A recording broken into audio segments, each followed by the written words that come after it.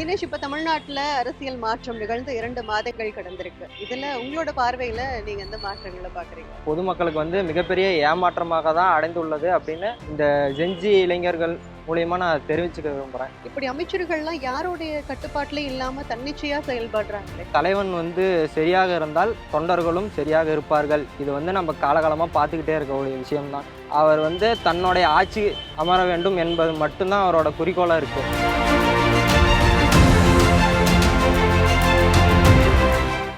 அனைவருக்கும் வணக்கம். இன்னைக்கு இருக்க காலகட்டத்துல இளைஞர்கள் ரொம்ப தீவிரமாவே சமூக பிரச்சனைகள் குறித்தும், தமிழ்நாட்டுல நடக்கிற பிரச்சனைகள் குறித்தும் ரொம்ப தீவிரமா பேச ஆரம்பிச்சுட்டாங்கன்னே சொல்லணும். அந்த வகையில இப்ப இருக்க இளைஞர்கள் கிட்ட இந்த தமிழக அரசியல் மாற்றம் எந்த வகையான ஒரு மனநிலைமையை உண்டாக்கியிருக்கு அப்படின்னு சொல்லிட்டு நாங்களும் அரசியல் பேசலாம் நிகழ்ச்சியில நாங்க தொடர்ந்து பேசிட்டு இருக்கோம் பல்வேறு பிரச்சனைகள் குறித்து. இன்னைக்கு நடக்கிற பிரச்சனைகள் குறித்து நம்ம கூட பேசுறதுக்காக தினேஷ் வந்திருக்காரு. அவர்கிட்ட இன்னைக்கு தமிழ்நாட்டுல நடக்கிற பிரச்சனைகள், நிகழ்வுகள் குறித்து நிறைய பேச இருக்கும். வணக்கம் தினேஷ். வணக்கம். தினேஷ், இப்ப தமிழ்நாட்டுல அரசியல் மாற்றம் நிகழ்ந்து 2 மாதங்கள் கடந்திருக்கு. இதுல உங்களோட பார்வையில நீங்க எந்த மாற்றங்களை பாக்குறீங்க? இது வந்து முழுக்க முழுக்க வந்து மாற்றங்கள் என்று சித்தரிக்கப்பட்ட ஒரு அரசியல் நிகழ்வாக பார்க்குறேன். அது வந்து கண்டிப்பாக வந்து மாற்றம் இல்லை, பொதுமக்களுக்கு வந்து மிகப்பெரிய ஏமாற்றமாக தான் அடைந்துள்ளது அப்படின்னு இந்த ஜென்ஜி இளைஞர்கள் மூலியமாக நான் தெரிவிச்சுக்க விரும்புகிறேன். காரணம் என்னன்னு பார்த்தீங்கன்னா வந்து அவர்கள் வந்து தேர்தலுக்கு முன் வந்து சொன்ன கருத்துகளும் அவர் நடந்த நடவடிக்கைகளும் பின்னர் தேர்தலுக்கு பின்னர் அவர்கள் ஆட்சியை அமர்ந்த பிறகு அவர்கள் நடந்து கொள்ள விதமும் வந்து முற்றிலும் வேற விதமாக மாறியுள்ளது. அது வந்து மக்களுக்கு வந்து மிகவும் ஏமாற்றம் அளிக்கும் வகையில் உள்ளது. கண்டிப்பா. இப்ப நீங்க ஏமாற்றம் சொல்லும் போது ஆட்சிக்கு வந்ததுமே மதுக்கடைகள், அதாவது டாஸ்மாக் ஃபுல்லா வந்துட்டு நான் கொண்டு வர மாட்டேன், மூடிடுவேன்னு சொன்னாரு. அதுக்கப்புறமா 717 டாஸ்மாக் கடைகளை மூடுறதா அறிக்கை தான் விட்டாங்க. அது மூடப்படல உண்மையாவே. இப்போ இன்னைக்கு வந்திருக்க ஒரு தலைப்புச் செய்தியில என்ன அப்படின்னு பாத்தீங்கன்னா, எல்லா டாஸ்மாகையுமே வந்துட்டு தனியார் மயமாக்க போறாங்க அப்படின்னு சொல்லிட்டு, அதுவும் வரப்போற சட்டசபையில வந்துட்டு அதை வந்து ஒரு அறிக்கையாவே தாக்கல் செய்ய போறாங்க அப்படின்னும் பேசப்பட்டுட்டு இருக்கு. தகவல்கள் வெளியில வந்துட்டு இருக்கு. இதை எப்படி பாக்குறீங்க? தேர்தலுக்கு முன்னாடி பார்த்தீங்கன்னா நீங்கள் வந்து அவர்கள் முழுக்க முழுக்க என்ன சொன்னாங்கன்னா, நாங்கள் வந்து மது விலக்கு அப்படின்னு ஒரு விஷயத்தை வந்து அவங்க டைரெக்டாக மக்களிடையே எடுத்துகிட்டு போனாங்க. எந்தவித ஆதாரமும் இன்றி தவறான கருத்துக்களை வந்து மக்களிடம் வந்து தெரிவிச்சிட்டு இருந்தாங்க. நம்ம முன்னாள் அமைச்சர் மேலேயும் வந்து இதை பற்றி நிறையா வந்து விமர்சனங்களும் வைக்க ஆரம்பித்தாங்க. பின்னர் வந்து தேர்தல் முடிந்த பிறகு ஆட்சியில் அமர்ந்த பிறகு அவர்கள் வந்து 717 டாஸ்மாக் கடைகளை மூடுவதற்கு வந்து கண்துடைப்பாக சொல்லிவிட்டு அதை வந்து அதுக்கு உண்டான எந்தவித நடவடிக்கையும் எடுக்காமல் மக்களிடம் முழுக்க முழுக்க பொய்யான செய்திகளை போய் வந்து அவங்க வந்து பரப்புனாங்க. பிறகு அதுக்கப்புறம் பார்த்தீங்கன்னா இப்போ வந்து அது முழுக்க முழுக்க வந்து ரெஸ்டோ பார் என்று சொல்லக்கூடிய பிரைவேட் நிறுவனங்களுக்கு வந்து அதை வந்து விடப்படுவதா நமக்கு வந்து செய்தி வெளியாகிருக்கு. இது வந்து பொதுமக்களிடையே வந்து மிகவும் அவமதிப்பை வந்து இந்த அரசின் மீது வந்து ஏற்படுத்தி உள்ளதாக நாங்கள் பார்க்குறோம். இது வந்து மிகவும் கண்டிக்க வேண்டிய விஷயம். கண்டிப்பா. அதுவும் 100 மீட்டர் இடைவெளியில பார் அமைக்க போறோம் அப்படின்னு சொல்லிட்டு கூட நிச்சயம் அது வந்து முழுக்க முழுக்க ஒரு ஏமாற்றமாக மக்களிடையே வந்து அமைந்துள்ளது. பொதுவாக அவர்கள் வந்து பெண்களுக்கு வந்து இது பெரிய மதுவிலக்கு என்பது மிகப்பெரிய ஒரு திட்டமாக கொண்டு போய் சேர்த்தாங்க. பிறகு இவர்கள் இப்போது வந்து செய்யக்கூடிய செயல்பாடுனால பொதுமக்களுக்கும் பெண்களுக்கும் வந்து அது மிகப்பெரிய ஒரு ஏமாற்றத்தை தந்துள்ளதாக நான் பார்க்குறேன். கண்டிப்பா. இப்போ முதல்வர் ஒரு பக்கம் அப்படி இருக்காரு அப்படின்னா, அமைச்சர்கள் அவங்க இஷ்டத்துக்கு பேசிட்டு இருக்காங்க. ரீசெண்டா அமைச்சர் நிர்மல்குமார் வந்து சொல்லியிருக்காரு, ஏழை எளிய மக்கள்கிட்ட வந்து பேசியிருக்காரு. அவங்களோட நோக்கமே டாக்டர் ஆகணும் அப்படின்றது மட்டும்தான். ஆனா அவர் வந்து என்ன பேசியிருக்காரு அப்படின்னு பாத்தீங்கன்னா, ஏன் ஆனா டாக்டர் தானா, கார்பெண்டர் ஆகக்கூடாதா, எலக்ட்ரீஷியன் ஆகக்கூடாதா, பிளம்பர் ஆகக்கூடாதா அப்படின்னு சொல்லிட்டு பேசியிருக்காரு. இது என்ன வகையான பேச்சு? இது வந்து முழுக்க முழுக்க அதிகாரத்தில் வந்ததுனால அதன் திமிரின் வெளிப்பாடாக அது வந்து நாங்கள் பார்க்குறோம். கண்டிப்பாக வந்து இந்த நம்மளோட தமிழ்நாட்டில் வந்து ஒவ்வொரு மாணவர்களும் அவங்க என்னென்ன படிக்கணும், அவங்க என்னென்ன வாழ்க்கையில் என்னென்ன ஒரு விதத்தில் போய் அடையணும் என்பது வந்து தன்னுடைய வாழ்க்கை முழுவதும் பயணித்து கொண்டு இருக்கிறார்கள். அதை வந்து ஒரு அமைச்சர் என்கிற முறையில் வந்து தட்டி கொடுக்கும் வகையில் வந்து செஞ்சுருக்கணும். அதை விட்டுட்டு அவர் வந்து அதுக்கு மாறாக வந்து அவரோட கருத்தை வந்து தப்பான விஷயமா அங்கே வந்து பதிவிடுறாரு. அது வந்து மிகவும் தவறான விஷயம். அது திமுக காலகட்டத்துல ரொம்ப போராடி பிற்படுத்தப்பட்ட மக்களுக்கு, மாணவர்களுக்கு வந்து 27% இடஒதுக்கீடை வாங்கி தந்தது. ஆனா இப்ப இருக்க தாவேக அரசு அந்த வழக்கு வந்து உச்சநீதிமன்றத்துல வர்றதுக்கு ஒரு அரசு வழக்கறிஞரை கூட நியமிக்காம, ஆக்சுவலா நம்ம கிட்ட எல்லாமே சாதகமா இருந்தும் அதுக்கான ஒரு முன்னேற்பாடு எதுவுமே பண்ணாம அசால்ட்டா 151 உயர் சிறப்பு இடங்களை வந்து அகில இந்திய அளவில் விட்டு கொடுத்துருக்காங்க. இதுக்கு முன்னாள் முதலமைச்சர் அவர்கள் கூட ரொம்பவே கண்டனம் தெரிவிச்சிருக்காங்க. இதை என்ன சொல்றது? நிச்சயமாக பார்த்தீங்கன்னா இது வந்து அவர் வந்து ஆட்சி அமர்வில் வந்து உட்கார்ந்த பிறகு வந்து அவர் வந்து முழுக்க முழுக்க என்ன வேணாலும் செய்யலாம் அப்படின்னு வந்து பொதுமக்களுக்கு மேல் வந்து ஒரு ஒரு தனி அக்கறை கூட இல்லாமல் அவர் வந்து தன்னுடைய சுய லாபத்துக்கோசரமும் தன்னுடைய ஆட்சி வந்து காப்பாற்றப்படக்கோசரமும் அவர்கள் வந்து அவருடைய கட்டளைகளை வந்து நிறைவேற்றிட்டு இருக்காங்க. மத்திய அரசு வந்து இதுக்கு வந்து ஆதரவு தெரிவிச்சிட்டு இருக்காங்க. இது வந்து முழுக்க முழுக்க தவறான விஷயம். இது வந்து நம்ம மாநில சுய உரிமைக்கு வந்து எதிரானது. நம்ம வந்து நிச்சயமாக வந்து நம்மளுடைய தமிழ்நாட்டு மக்கள் வந்து பயன்படும் வகையில் வந்து அது அமைஞ்சிருக்கணும். அதை வந்து அவர் வந்து தவறாக பயன்படுத்தி கொண்டிருக்கிறார்கள். இது வந்து இளைஞர்களின் மத்தியிலும் ஒரு சமூகத்தின் வந்து மிகவும் ரொம்ப பாதிப்பு உடையதாக இருக்குது. தாவேக அமைச்சர்கள்னு பார்த்துக்கிட்டோம்னா இப்போ சோஷியல் மீடியால எல்லாருக்குமே ஒரு அடைமொழியோட தான் வருது. ஏன்னா ஆட்சிக்கு வந்த 2 மாதங்கள்ல அந்த அடைமொழியை சொன்னாலே மக்களுக்கு வந்துட்டு புரிஞ்சிருது.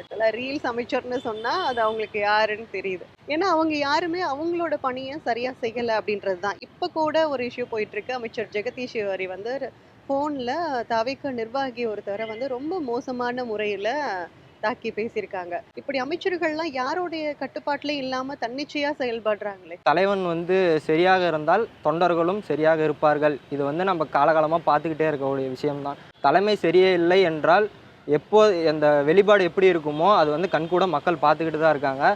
இதுக்கு முந்தைய அரசின் மீது வந்து அவர்கள் மிகவும் அதிகமாக விமர்சனம் வச்சாங்க. மோசமான தவறான கருத்துக்களை முன் வச்சாங்க.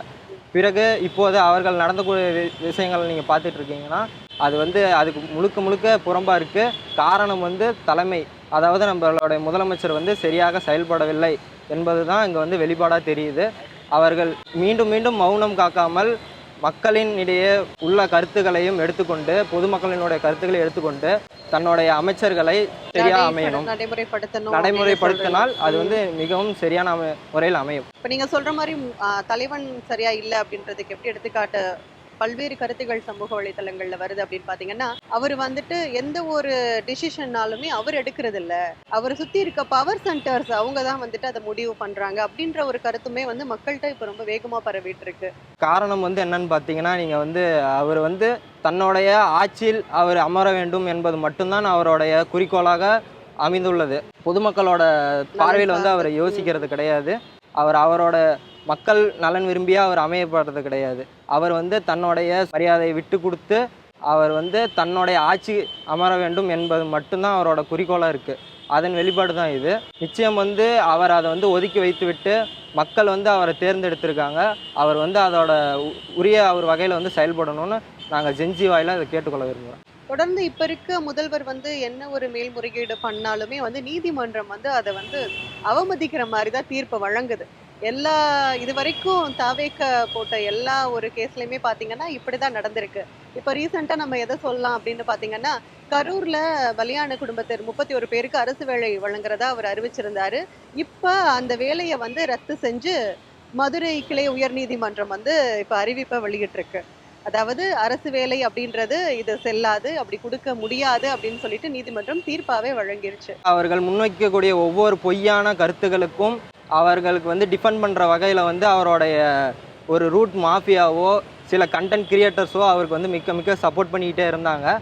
ஆனால் அவர் வந்து பொதுமக்களை வேணால் ஈஸியாக ஏமாற்றிடலாம், ஒரு அரசை வந்து கண்டிப்பாக ஏமாற்ற முடியாது. நீதியை வந்து நீதி உடைய பக்கமே வந்து தீர்ப்பு கண்டிப்பாக வரும். இது வரைக்கும் அவர்கள் வந்து ஒரு தீர்ப்பு கூட அவர்களுக்கு சாதகமாக வரவில்லை. நமக்கு வந்து அது சாதகமாக வந்திருக்குங்கிற பட்சத்தில் நாம் வந்து எல்லா இடத்துலையும் சரியாக இருக்குங்கிற வெளிப்பாடு தான். மக்களும் இதை வந்து கூடிய சீக்கிரம் புரிஞ்சுக்கிட்டு அவர்கள் வந்து தன்னுடைய கேள்விகளை எழுப்புவாங்கன்னு விரும்புகிறேன். இப்போ மக்கள் கிட்ட வந்து லஞ்சம் வாங்குறது, ரொம்ப அராஜகத்துல ஈடுபடுறது, நாங்க வந்து இப்ப ஆளுங்கட்சி அப்படின்னு சொல்லிட்டு தாவேக நிர்வாகிகளா இருக்கட்டும், இல்ல தொண்டர்களா இருக்கட்டும், பலர் வந்து இந்த மாதிரி ஒரு அராஜக போக்குல ஈடுபடுத்தப்பட்டுட்டு இருக்காங்க. அதை நம்ம டெய்லியுமே நிறைய விஷயங்கள்லாம் பார்க்குறோம். அதாவது எங்களுக்கு பணம் கொடு, அப்பதான் நீ வந்து இதை நடத்த முடியும் அப்படின்னு கேட்கறது, இல்லை ஒரு வேலை வேணுமா, எனக்கு இவ்வளோ லஞ்சம் கொடுத்தேன்னா நடக்கும்ன்றது அப்படியே பொது வெளியில அந்த ஆடியோவும் லீக் ஆகுது. அவங்க பண்ற செயல்களும் நம்ம கண்ணு முன்னாடி அப்படியே பார்க்குறோம். நம்ம மக்கள் வந்து அதை முக்கியமாக சீரியஸாக எடுத்துக்கணும். காரணம் என்னன்னு பார்த்தீங்கன்னா, அவரோட தலைமை வந்து எந்த இடத்துலையும் சரியாக போகலை. தலைமை சரியாக இருந்திருந்தால் இது வந்து வந்திருக்காது.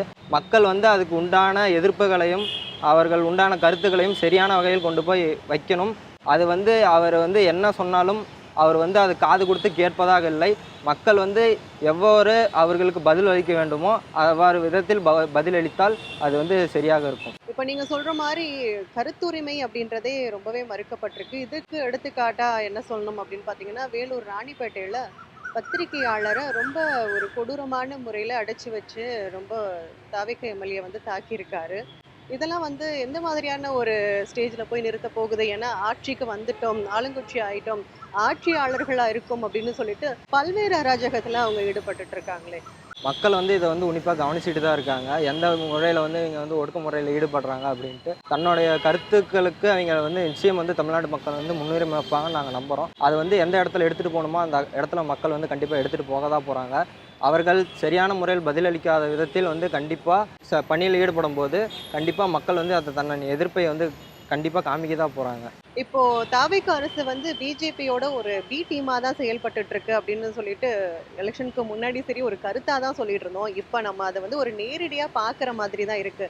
ஏன் அப்படின்னு கேட்டீங்கன்னா பாஜக ஆட்சியில இப்ப பிரதமர் மோடி என்ன பண்ணிட்டு இருக்காரோ அதை தான் இங்க தாவேக அரசுல சிஎம் விஜய் வந்து ஃபாலோ பண்ணிட்டு இருக்காரு. அவர் வந்து ஒரு பிரஸ் மீட் பீப்புளை சந்திக்க மாட்டாரு. எந்த விதமான விமர்சனங்கள் வந்தாலும் வாயை திறந்து பேசவே மாட்டாரு. இப்ப அதே மாதிரி ஒரு நிலைமையை தான் வந்து தாவேக தலைமை சிஎம் சார் வந்து பண்ணிட்டு இருக்காரு அப்படின்ற மாதிரி பேசப்படுது. கண்டிப்பாக அவர் வந்து ஒரு இடத்துல வந்து உண்மையாக இருக்கணும், அவருடைய சுயரூபம் வெளியே தெரிய வரும் பட்சத்தில் வந்து அது வந்து எங்கன்னு பார்த்தீங்கன்னா கண்டிப்பாக ப்ரெஸ் மீட்டாக தான் இருக்கும்.